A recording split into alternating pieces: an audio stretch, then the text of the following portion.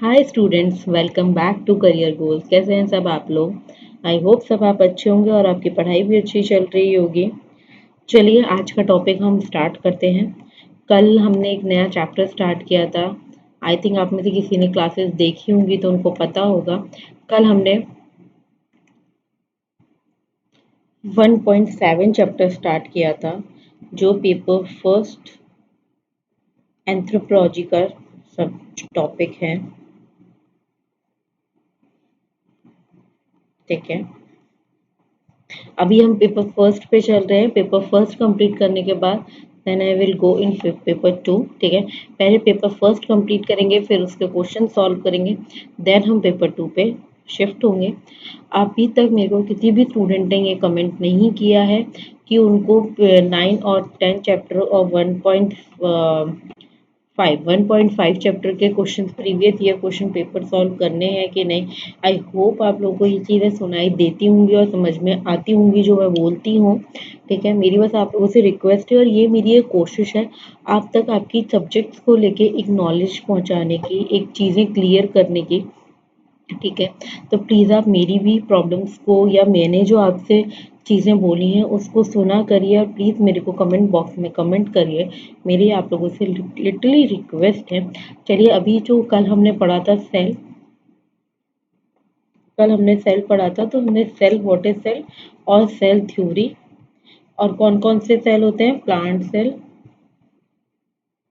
Animal and bacteria, ये 3 type के cell और इनके जितने भी कंपोनेंट्स होते हैं। ठीक है, माइटोकॉन्ड्रिया, गोल्गी गोल्गी ठीक है, लाइजोसोम्स, ये सारी चीज़ें कल हमने सबके फंक्शन और सबकी कहाँ कहाँ ये सिचुएटेड होते हैं, कौन सा इनका प्लेस है, वो कल सब हमने पढ़ा था। और आज हम पढ़ेंगे डीएनए का स्ट्रक्चर, उसके फंक्शन और उसकी प्रॉपर्टीज। हम आज 3 मेन चीज़ पढ़ेंगे। आई नो कि मैं ये सब चीज़ें आपको इससे पहले एक इंट्रो के टाइम में हर एक लेक्चर में आपको ये चीज़ बता चुकी हूँ, बट अब मैं आपको प्रॉपरली चैप्टर वाइज पढ़ा रही हूँ। चैप्टर से हम लोग चल रहे हैं तो मैं उसी हिसाब से आपको बता पाऊंगी। ठीक है, तो आज का आपका टॉपिक स्टार्ट होता है डीएनए, जिसको हम लोग भी बोलते हैं deoxy ribonucleic acid. ठीक है, DNA, DNA a polymer of deoxy ribonucleic acid. क्या है? पॉलीमर है। अगर आपको मेरी आवाज़ कम ज़्यादा लगती है या मेरी आवाज़ में कोई प्रॉब्लम है कि मैम आप धीरे बोलते हो हमको सुनाई नहीं देता, तो प्लीज़ आप मेरे को कमेंट कर सकते हैं। डीएनए कहाँ फाउंड होता है? क्रोमोसोम में, माइटोकॉन्ड्रिया एंड क्लोरोप्लास्ट में, ये 3 जगह हैं जहाँ पे आपको डीएनए मिलेगा। डीएनए क्या कैरी करता है? डीएनए हमेशा जेनेटिक इंफॉर्मेशन कैरी करता है जो एक जनरेशन से दूसरी जनरेशन में ट्रांसफर होती है। क्या ट्रांसफर होती है? Genetic information. तो डीएनए क्या है? Polymer of deoxy ribo nucleic acid. कहाँ फाउंड होता है? क्रोमोसोम, माइटोकॉन्ड्रिया एंड क्लोरोप्लास्ट में। क्या कैरी करता है? Carry the genetic information. ये मेन 3 चीजें हैं डीएनए की। अब आते हैं कंपोनेंट क्या होते हैं न्यूक्लियोटाइड्स के। ठीक है, न्यूक्लियोटाइड के 3 मेन कंपोनेंट्स होते हैं, बेस, शुगर एंड फॉस्फेट। इससे मिलकर ही एक न्यूक्लियोटाइड बना है। क्या क्या? Base, sugar and nucleo and phosphate.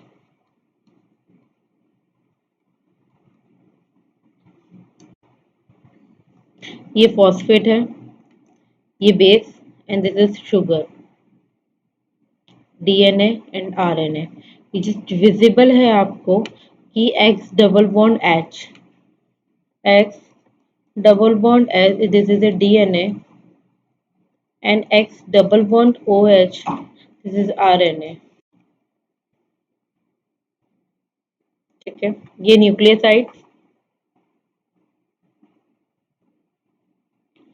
Nucleoside, nucleotide, phosphate, bases and sugar.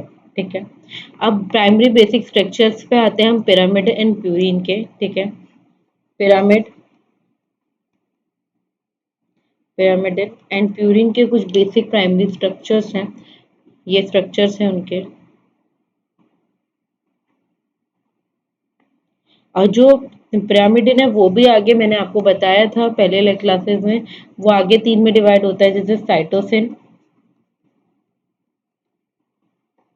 Thymine and uracil. This is a DNA, RNA ribooxic nucleic acid, DNA is a di ribooxic nucleic acid, ठीक है। और purine में क्या आता है, adenine and guanine. And आप लोगों से प्लीज मेरी रिक्वेस्ट है कि इनके स्ट्रक्चर्स जो है वो प्लीज याद कर लेना आप लोग, मेरी मेरी आप लोगों से रिक्वेस्ट ही रिक्वेस्ट है, ठीक है। तो आपको मैंने बताया कि प्यूरिन में क्या आता है, प्यूरिन में आएगा cytosine, thymine and uracil, cytosine, thymine and uracil, ये आते हैं तीनों पिरामिड्स में। और प्यूरिन्स में आते हैं एडोनिन, एडेनिन एंड ग्वानिन, ठीक है। ये दो चीज आती है प्यूरिन्स में और तीन चीज आती है साइटोसिन, थायमिन एंड यूरेसिल में। तो इसमें तो आई थिंक कोई प्रॉब्लम नहीं होगी, और ये चीज मैं आपको पहले भी एक बार एक्सप्लेन कर चुकी हूँ, है ना। अगर आप लोगों को लिटरली भी ये चीजें नहीं समझ में आ रही हैं इतने क्लियर एक्सप्लेनेशन के साथ, तो मेरी आप लोगों से रिक्वेस्ट है कि इसकी एक और वीडियो है जो I think I think fab, हाँ, फैब के स्टार्टिंग स्टार्टिंग में मैंने अपलोड करी होगी, इसी चैनल की प्लेलिस्ट में जाइएगा एंथ्रोपोलॉजी के, आप वहाँ पे भी एक बार जाके देख सकते हैं। आई होप आपको वहाँ मिल जाएगा। मैंने मैटर जो है वो बिल्कुल कॉपी आपके लिए यहाँ पे नहीं किया है, वहाँ पे दूसरा मैटर है, यहाँ पे दूसरा मैटर है, ठीक है। अगर आप इन दोनों मैटर को ज्वाइन करके भी पढ़ना चाहते हैं तो आपके एक प्रॉपर अच्छे नोट्स भी बन जाएंगे। और अगर किसी को नोट्स चाहिए तो प्लीज़ मेरे को इन्फॉर्म करिए, मैं आपको वो भी प्रोवाइड करवाऊंगी, ठीक है। अब आते हैं हम न्यूक्लिक एसिड के, जो न्यूक्लिक एसिड कंपोनेंट है उनके स्ट्रक्चर्स पे, उनके नोमेनक्लेचर पे, sorry, nomenclature of nucleic acid component, ठीक है। बेसिस हम यहाँ पे बेस डालेंगे, फिर न्यूक्लियोसाइड्स क्या क्या है, न्यूक्लियोटाइड क्या क्या है, न्यूक्लिक एसिड क्या क्या है। तो प्यूरिन्स में एडेनिन एंड ग्वानिन, एडेनिन में क्या आएगा, एडेनोसिन डाई ऑक्सी एडोसाइन, ठीक है। और न्यूक्लियोटाइड क्या है, एडेनाइलेट डाई ऑक्सी एडेनाइलेट, न्यूक्लिक एसिड क्या है, डीएनए एंड आरएनए, ठीक है। ऐसे ग्वानिन का भी ग्वानोसिन डीऑक्सी ग्वानोसिन, जैसे बिल्कुल एडेनिन का है एडेनोसिन एडेनाइलेट, वैसे ग्वानोसिन एंड ग्वानोलेट, ठीक है। ये किसके, प्यूरिन्स के। पिरामिडिन में साइटोसिन है, थाइमिन एंड यूरासिल जो मैंने आपको पहले बताया, तो वही साइटाडाइन डायलेट आरएनए में प्रेजेंट होता है, deoxy cytidine deoxy dilate वो डीएनए प्रेजेंट होता है। इस तरह से आपका यह है। ये आपको जो नोमेनक्लेचर है, ये किसका नोमेनक्लेचर है, ये नोमेनक्लेचर है आपके न्यूक्लिक एसिड के जो कंपोनेंट है। और न्यूक्लिक एसिड के कंपोनेंट क्या थे आपके, प्यूरिन, एक सेकेंड ना, सॉरी, प्यूरिन एंड पिरामिडिन, ये दो थे। अब प्यूरिन और पिरामिडिन के क्या थे, एडेनिन एंड ग्वानिन, और पिरामिडिन के थे साइटोसिन, थायमिन एंड यूरेसिल। तो इन पांचों का यहाँ पे क्या है, नोमेनक्लेचर है। और नोमेनक्लेचर किस बेसिस पे, न्यूक्लियोसाइड्स के बेसिस पे, न्यूक्लियोटाइड के बेसिस पे, न्यूक्लिक एसिड कहाँ क्या प्रेजेंट होता है, ठीक है। Nucleoside and base analogs can be used as anti cancer या एंटीवायरस ड्रग्स, ठीक है। मेटा पर कैप्टोमेटाप्यूरिन एंटी कैंसर एजेंट है, और एंटीवायरल एजेंट क्या है, डी डायोक्सिसिन, ठीक है। ये सब क्या है, एंटीवायरल एजेंट है। अब हम आते हैं नेक्स्ट जो मेन चीज है, डीएनए का स्ट्रक्चर। सबको पता है डीएनए का स्ट्रक्चर क्या ऐसा होता है, double helix.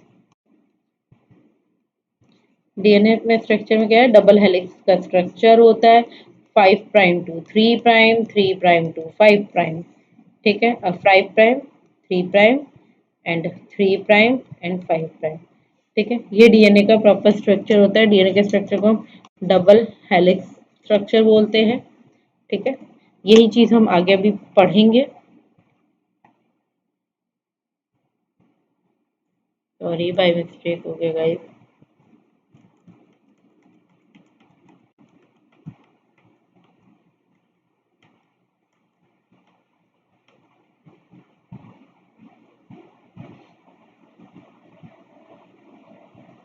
DNA structure their main three main component, इनके अंदर क्या होते हैं, तीन मेन कंपोनेंट प्रेजेंट होते हैं। जो एक है डाईऑक्सीराइबोज, जिसको हम पेंटोज शुगर बोलते हैं, this one one 2, 3, 4, 5. These are the 5 pentose sugar.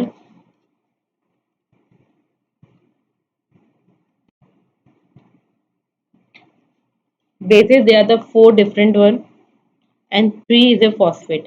तो इसके अंदर क्या तीन मेन चीज प्रेजेंट है? पेंटोज शुगर, डीएनए के तीन मेन कंपोनेंट क्या है? पेंटोज या डीऑक्सी डीऑक्सीराइबोज, पेंटोज, कुछ भी बोल सकते हैं, बेसिस, बेस एंड फॉस्फेट। और यही तीन आपने नोटिस किया होगा जब हमने न्यूक्लियोटाइड के कंपोनेंट बताया था, तब क्या था? Base sugar phosphate. न्यूक्लियोटाइड के क्या है? Base sugar phosphate. और डीएनए क्या है? डाईऑक्सी राइबोबेस, राइबोबेस, ribose and base and phosphate. इसके भी तीन है, बस इसमें शुगर प्रेजेंट है, बट वो as a pentose sugar present है। ठीक है, अब हम बेस, क्योंकि इसमें तीन कंपोनेंट है तो अब हमें कंपोनेंट्स भी तो एक बार पढ़ने पड़ेंगे, भाई कंपोनेंट है क्या। तो कंपोनेंट में क्या है? They are divided into two groups. वही दो मेन ग्रुप्स में डिवाइडेड है, एक है प्यूरिन और एक है पिरामिडिन। Purine and pyrimidine. ठीक है, pyrimidine made up of the 3 member ring. इसके अंदर क्या है? One of the 6 member ring है इसमें, किसमें? पिरामिडिन में। और प्यूरिन में made up of 6 member ring fuse to the 5 member से। किससे फ्यूज हो रहे हैं? 5 मेंबर रिंग से फ्यूज हो रहा है। तो प्यूरिन, पिरामिडिन में वही थायमिन एंड साइटोसिन, और प्यूरिन में एडेनिन एंड ग्वानिन। ठीक है, अभी तक हमने क्या पढ़ा?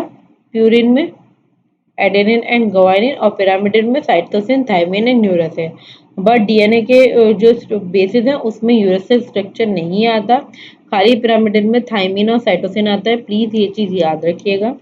The ring are not only made up of the carbon. ये रिंग खाली कार्बन की नहीं बनी होती, specific formula and structure are not required for this. ठीक है, आईपी। न्यूक्लियोटाइड के स्ट्रक्चर पे आते हैं। Nucleotide are form by the condensation of the pentose sugar, phosphate and one of the 4 bases. ठीक है, ये इनका न्यूक्लियोटाइड का प्रॉपर स्ट्रक्चर है।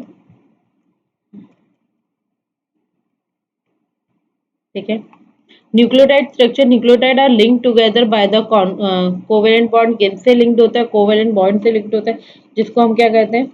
Phospho diester bond.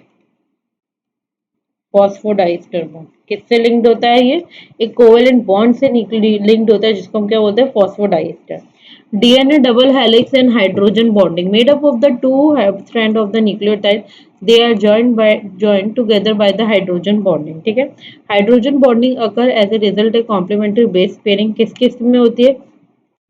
Adenine and thymine में, साइटोसिन एंड ग्वानिन में। ठीक है, एडेनिन एंड थाइमिन में बेस पेयरिंग होगी, साइटोसिन एंड ग्वानिन में बेस पेयरिंग होगी। तो इन चारों में अपना बेस पेयरिंग होती है। Each pair is connected through the hydrogen bond. Her pair जो है वो किससे कनेक्टेड रहता है? हाइड्रोजन बॉन्ड से कनेक्टेड रहता है। And hydrogen bonding always occur between one pyrimidine and one purine. और हाइड्रोजन बॉन्डिंग जो है वो हमेशा एक पिरामिडिन और एक प्यूरिन के अंदर ही होती है। ठीक है, तो क्या बताया मैंने आपको कि ये टू स्ट्रैंड ऑफ न्यूक्लियोटाइड जो है वो किससे ज्वाइन होते हैं? हाइड्रोजन बॉन्ड से ज्वाइन होते हैं। हाइड्रोजन बॉन्डिंग क्या होती है कि का रिजल्ट क्या है? Result of the complementary base pairing किसके बीच में? एडेनिन और थाइमिन के बीच में, साइटोसिन एंड ग्वानिन के बीच में, जो मैं आपको भी बता चुकी हूँ। और जो हर पेयर है वो किससे कनेक्टेड होता है? हाइड्रोजन बॉन्ड से कनेक्टेड होता है। Hydrogen bonding always occur one pyramid and one purine. One purine और वन पिरामिडिन के बीच में जो है हाइड्रोजन बॉन्डिंग हमेशा होती ही है। Complementary base pairing of pyramids and the purine. ठीक है, ये साइटोसिन, ग्वानिन, ये क्या है? ये हाइड्रोजन बॉन्डिंग प्रेजेंट है। और ये थाइमिन एंड एडेन। तो उन्होंने क्या कहा था कि इन दोनों के बीच में हमेशा बेस पेयरिंग प्रेजेंट होती है।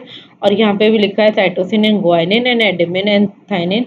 और हर पेयर जो है वो हाइड्रोजन बॉन्ड से कनेक्टेड होता है। ठीक है, adenine always pair with thymine because they form two bonds with each other। Adenine जो है वो हमेशा थाइमिन के साथ ही अपना पेयर करता है। क्यों करता है? बिकॉज क्योंकि वो दो हाइड्रोजन बॉन्ड फॉर्म करता है, form two hydro bonds with each other. Okay. और साइटोसिन जो है वो ऑलवेज पेयर करता है ग्वानिन के साथ because of they form 3 hydrogen bond with each other. तो सीधा सीधी बात है, जो एडेनिन है, एडेनिन थाइमिन है, वो 2 हाइड्रोजन बॉन्ड, और साइटोसिन और ग्वानिन जो है वो 3 हाइड्रोजन। ठीक है, क्लियर, ये बात यहीं पे खत्म करो। नेक्स्ट आते हैं अब सीधा डीएनए का डबल हेलिक्स स्ट्रक्चर क्या है, कैसे है, क्यों है, वो पूरा अब हम पढ़ेंगे। सॉरी। अब आएंगे डीएनए डबल हेलिक्स स्ट्रक्चर पे।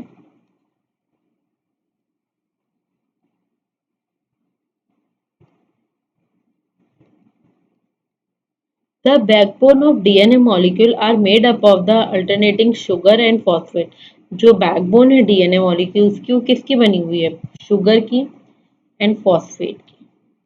The ring of the ladder are made up of bases that are the hydrogen bonded to each other। ये क्या है, ये बैकबोन है अल्टरनेटिंग फॉस्फेट डीऑक्सीराइबोज। ये बेस पेयरिंग है किसके बीच में, adenine and thymine, cytosine and guanine. और ये पूरा क्या बन गया, double helix structure. Anti parallel strand, the strand run opposite to each other, वो स्ट्रैंड जो अपोजिटली रन कर रहे हैं। Then the five end strand and always the phosphate attached group. ठीक है, सी आता है न्यूक्लियोसोम का स्ट्रक्चर। न्यूक्लियोसोम आता है basic unit of chromatin organization या ऑर्गेनाइजेशन। क्या है क्रोमेटिन, क्या है क्रोमेटिन, क्या है न्यूक्लियोसोम आता है basic unit of chromatin. Nucleosome क्या है, यूनिट है किसका, क्रोमेटिन का। In eukaryotic DNA is associated with protein. Eukaryotic DNA में किससे एसोसिएट होते हैं, प्रोटीन से। इन prokaryotic that DNA is naked, और प्रोकैरियोटिक्स में डीएनए जो होते हैं वो नेकेड होते हैं। Nucleosome basic the Beed like unit of DNA packing made up of the segment DNA bond around a protein core that is composed of 2 copies of each of the 4 type of histones। क्या present होते हैं, 4 type of histone. ये primary structure है DNA sequence का। 5' to 3' and 3' to 5'। Phosphodiester bond present है। ठीक है, ये सारी चीजें प्रेजेंट है। 5' to 3' एंड पे ये फॉस्फेट बॉन्ड है। ठीक है, adenine, cytosine, guanine, guanine, thymine, फिर adenine। ठीक है, traditionally a DNA sequence is drawn from to 5' to 3'। Obviously ये डीएनए स्ट्रक्चर जो हमेशा ड्रॉ होता है वो 5' to 3' स्ट्रक्चर डाउन होता है। The short hand notation for this sequence is ACTGA, means adenine, cytosine, guanine, thymine, then adenine. ठीक है, ये पूरा सीक्वेंस है, शॉर्ट और नोटेशन है ACTGA। DNA, the secondary structure of DNA is a double helix structure. Double helix structure क्यों बोलते हैं, क्योंकि इसका जो स्ट्रक्चर है वो कुछ इस टाइप में होता है। एक सेकेंड, ऐसा कुछ इसका स्ट्रक्चर होता है, इसको हम इसको डबल हेलिक्स स्ट्रक्चर बोलते हैं। Right this one. ठीक है, ये क्या है, डीएनए का डबल हेलिक्स स्ट्रक्चर है। 5' to 3', 3' to 5'। The secondary structure of DNA, two antiparallel polynucleotide chain bond around the same axis, sugar phosphate chain wrap around the periphery। Bases क्या क्या present होते हैं, ATCG, मतलब adenine, thymine, cytosine and guanine occupy the core and forming the complementary adenine, और thymine and C guanine, C is a western Crick base pair. ठीक है, the DNA double helix held together mainly by the hydrogen bond. किससे held होता है, hydrogen bond से। मैं आपको ये चीज अभी आगे भी एक्सप्लेन कर चुकी हूँ कि 2 बॉन्ड जो होते हैं वो हमेशा किससे कंबाइंड होते हैं, किससे जुड़े होते हैं, वो हाइड्रोजन बॉन्ड से होते हैं जिससे वो वहां पे अटैच्ड होते हैं। ठीक है, अरे यार सॉरी गाइस, ये बार बार मुझसे गलत चीज हो जाती है, I am sorry students. Next आता है hydrogen bond.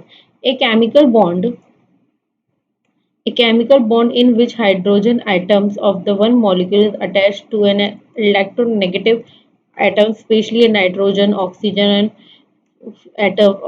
atoms usually of the other molecule। ठीक है, ये क्या है, हमारा एक हाइड्रोजन बॉन्ड है। 2 hydrogen bond between the adenine thymine pair and 3 hydrogen bond between the cytosine and guanine pair, जो मैं भी अभी आपको एक्सप्लेन कर चुकी थी आगे, अगर आप लोगों को याद हो तो।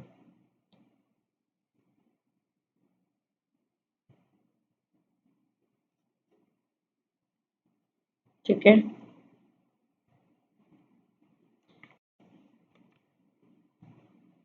एक सेकेंड का।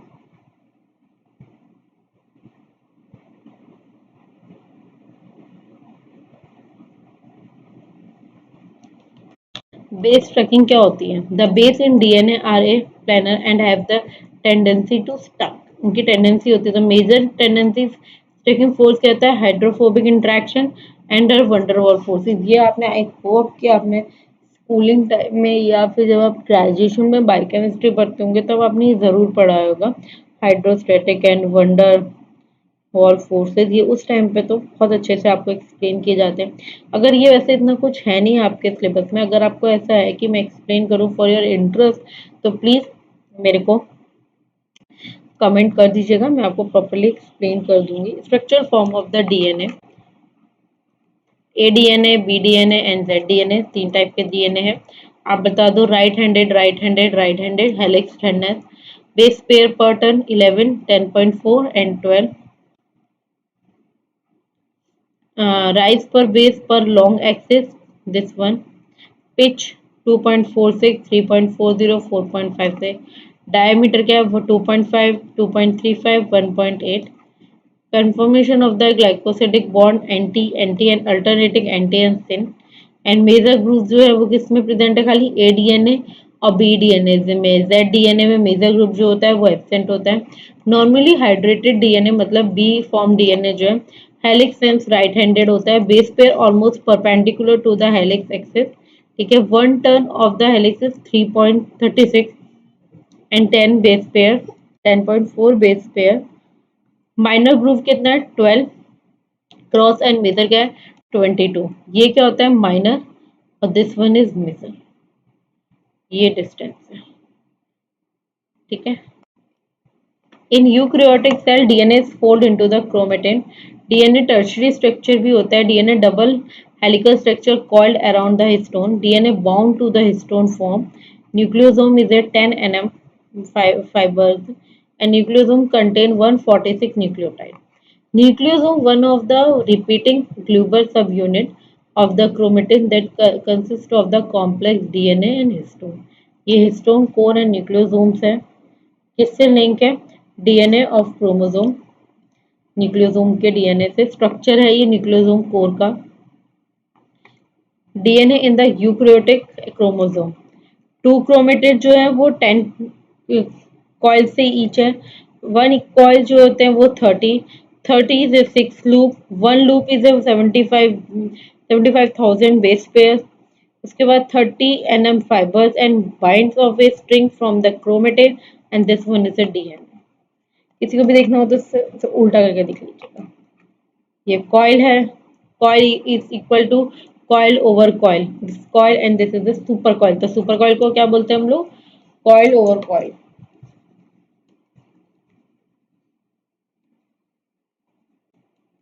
ठीक है, डीएनए मेल्टिंग एंड एनेलिंग,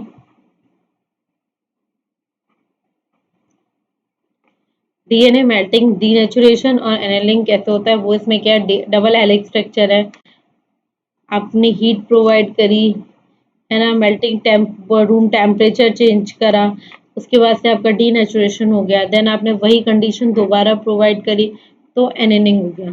तो डीनेचुरेशन हुआ, पार्शियली डीनेचुरेट द डीएनए, फिर separation of strand and association of strand by the base pairing and separate DNA strand of the random coils में से डीएनए जो होते हैं सेपरेट हो जाते हैं।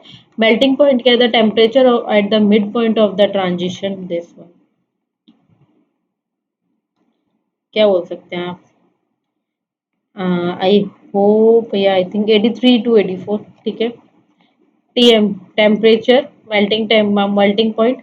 The melting point of DNA depends, किस पे डिपेंड होता है? कंटेंट, जीसी के बेस पेयर के कंटेंट पे, डीएनए के साइज पे, उसके पीएच पे एंड आयनिक स्ट्रेंथ पे। इन तीन चीजों पे डीएनए का मेल्टिंग पॉइंट जो होता है वो डिपेंड करता है किस चीज़ पे, जीसी बेस पे, डीएनए का size, pH and iconic strength. इन सब 4 चीज़ों पे जो है डीएनए का जो स्ट्रक्चर का डीएनए का जो मेल्टिंग पॉइंट है वो डिपेंड करता है। Function of DNA and assembly of the structure. DNA consist of the base pair A, G, C, T and they are held in the linear away from the phosphodiester bond through the 3' to 5' position of the adjacent deoxyribonucleus. DNA is organized into the two strands by the base pairing of the base A and T, and G and C is a complementary strand. These strands form a uh, double helix around a central axis. The 3 into 10 की power 9 base pair of DNA in human are organized into the haploid complement into the 23 chromosome. ठीक है, कितना है 3 into 10 की power 9 base pair. DNA provide a template for their own replication and thus maintain of the genotype for their transcription of the roughly 30,000 human genes into the variety of a RNA molecules. ये सब क्या है, आपके functions थे DNA के। ठीक है,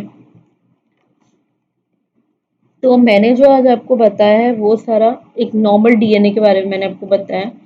अभी मैंने proper structure and proper function आपको इसका एक्सप्लेन करना बाकी है। ठीक है, ये छोटी छोटी चीज़ें थी जो मैंने एक्सप्लेन करी हैं, बट कल की क्लास में मैं एक स्पेशल स्लाइड नहीं लेके आऊँगी। मैंने जो आपको पुराना डीएनए स्ट्रक्चर और डीएनए के फंक्शन समझाए थे, मैं वही चीज़ आपको दोबारा एक्सप्लेन करूँगी उसी स्लाइड में, क्योंकि वो आप पहले देख चुके हो, पहले पढ़ चुके हो। आई थिंक वो आपके लिए ज़्यादा ईजी रहेगा उस टाइम पे पढ़ना और समझना। और आप इन दोनों क्लासेस को, आज की क्लास मतलब आज क्या डेट है, दिस इज ए एंड 25, तो आप 25 जस्ट वेट 25 एंड 26 की जो डीएनए का टॉपिक जाएगा आपके चैनल पे, जो डीएनए का टॉपिक आएगा डीएनए स्ट्रक्चर का, उसको आप दोनों को मिक्स करके एक प्रॉपर नोट्स बना सकते हो आपके, जो आपके लिए बहुत यूजफुल रहेंगे, क्योंकि दोनों क्लासेस में अलग अलग चीज़ें जाएंगी। कल आज की क्लास में एक नॉर्मल डीएनए के बारे में मैंने आपको एक्सप्लेन किया है। ठीक है, कल की क्लास में मैं आपको प्रॉपर डीएनए बताऊंगी कि डीएनए है क्या, उसमें क्या कौन कौन से टाइप के डीएनए होते हैं, जैसे T R DNA T DNA का क्या क्या टाइप है, फिर उसी में थोड़ा हम आरएनए लेंगे। बट मैं अभी आपको इसलिए इतना ज़्यादा एक्सप्लेन नहीं कर सकती क्लास में, क्योंकि ये नया लेक्चर है, नया टॉपिक है। आप लोग वैसे ही मेरे को कोई रिस्पॉन्ड नहीं कर रहे हो अपनी क्लासेस का, तो मुझे भी थोड़ा अब पढ़ाने में लो फील होता है। ठीक है, बट आप लोगों के लिए मैं पढ़ाना हमेशा चालू रखूँगी, इसको रोकूँगी नहीं। जैसे आपका अभी क्या है, जैसे मैंने आपका अभी सिलेबस में था क्या, सेल, तो सेल हमने कल खत्म किया। अब डीएनए स्ट्रक्चर एंड रेप्लिकेशन है। तो पहले मेरे को डीएनए स्ट्रक्चर बताने के लिए आपको साथ साथ, मतलब अगर एप्लीकेशन बताना है तो मुझे पहले डीएनए का स्ट्रक्चर और उसके फंक्शन, उसकी प्रॉपर्टीज आपको अच्छे से एक्सप्लेन करनी पड़ेंगी। तो मैं कल की क्लास में सबसे पहले आपको डीएनए का स्ट्रक्चर की एक और क्लास लूँगी। ठीक है, जिसमें मैं आपको चीज़ें और भी डीप में जाके एक्सप्लेन करूँगी। ठीक है, फुल डीप में जाके चीज़ें आपको और अच्छे से समझानी है अभी मेरे को। ठीक है, वो मैं प्रॉपरली डीप में जाके आपको एक्सप्लेन करूँगी कल की क्लास में। तो कल जाके आपका जब डीएनए स्ट्रक्चर जो है वो कंप्लीट हो जाएगा 26 ठीक है, 25 एंड 26 में आपका डीएनए स्ट्रक्चर कंप्लीट हो गया। एंड 27 में किसी भी तरह मैं एक ही क्लास में आपका डीएनए रेप्लिकेशन कंप्लीट कराऊंगी, ज़्यादा मैं आपका टाइम नहीं लूँगी। ठीक है, 27 को ही मैं आपका डीएनए रेप्लिकेशन जो है वो कितनी भी लंबी क्लास जाए, 1 आवर की जाए, कोई मेरे को प्रॉब्लम नहीं होने वाली, बट वो मैं आपको कंप्लीट करा दूंगी। 27 में डीएनए रेप्लिकेशन कंप्लीट करवाना मेरी रिस्पॉन्सिबिलिटी है।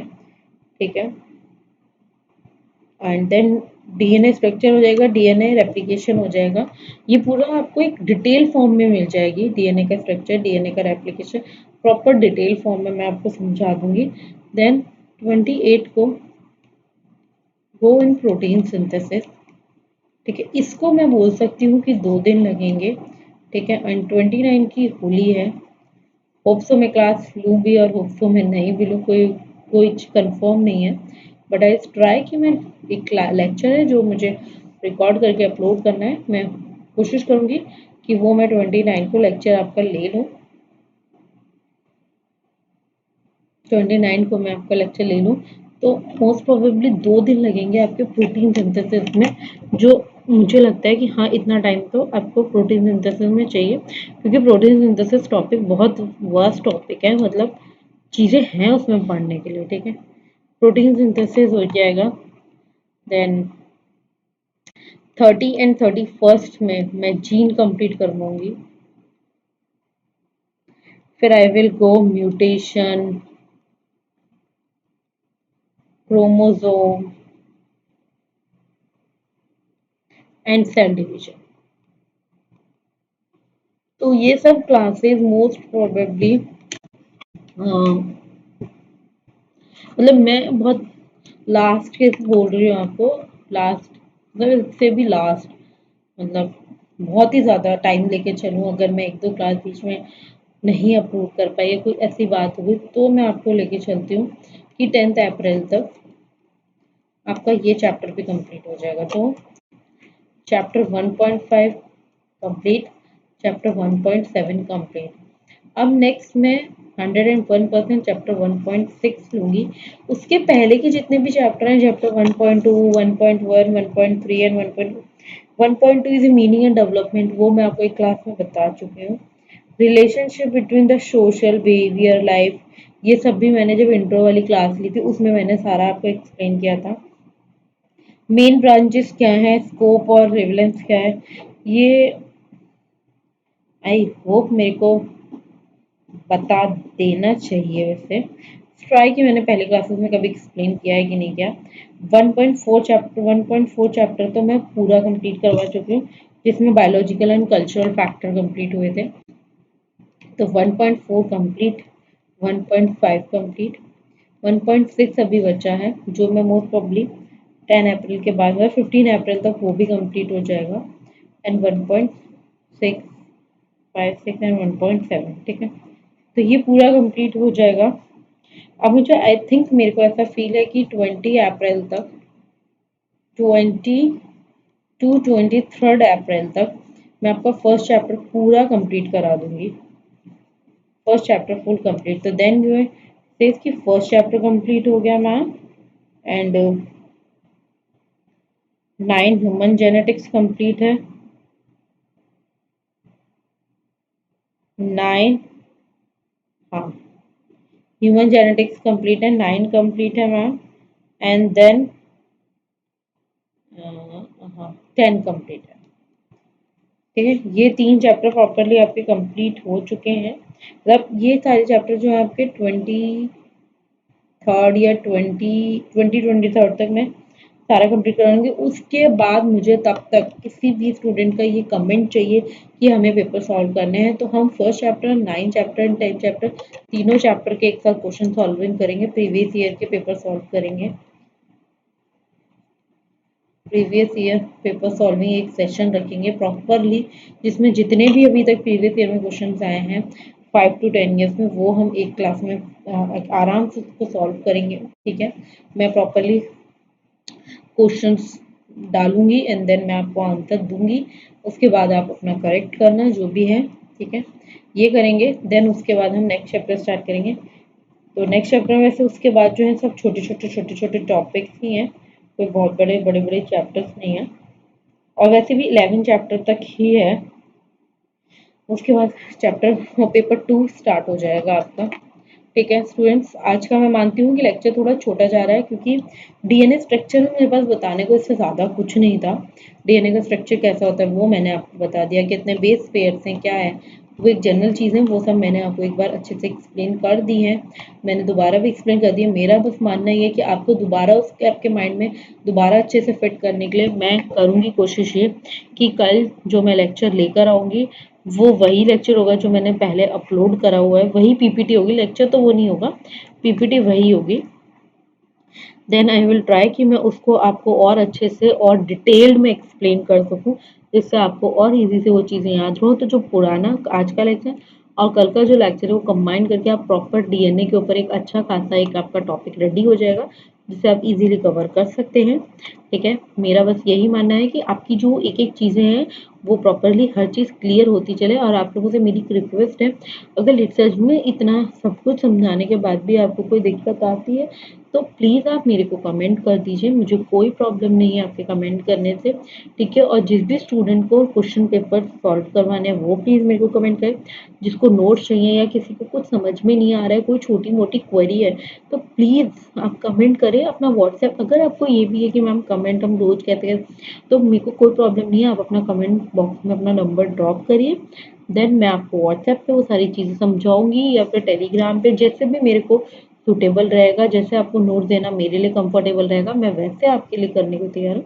बट आप लोगों से मेरी रिक्वेस्ट है कि आप वो चीज़ें करें। ठीक है, मैं कल से दोबारा एक डीएनए स्ट्रक्चर का एक दोबारा एक हम लेक्चर लेंगे, जिसमें इसको जितना हमने एक्सप्लेन किया, अभी हमने डीएनए स्ट्रक्चर बहुत अच्छे से एक्सप्लेन किया, बट और जो चीज़ें हम एक्सप्लेन करना चाह रहे हैं और अच्छे से, वो मैं आपको कल के लेक्चर में दोबारा अच्छे से एक्सप्लेन करूँगी। अभी इसमें जितना था कि डीएनए स्ट्रक्चर कैसा होता है, बेस पेयर क्या-क्या होते हैं, वो सब मैंने आपको अभी अच्छे से एक्सप्लेन कर दिया। कितने तरह के बेस पेयर हैं, कैसा डीएनए स्ट्रक्चर है, क्या चीज़ किससे कौन से बॉन्ड के साथ अटैच रहती है, क्या चीज़ नहीं रहती, वो सब मैं आपको एक्सप्लेन कर चुकी हूँ।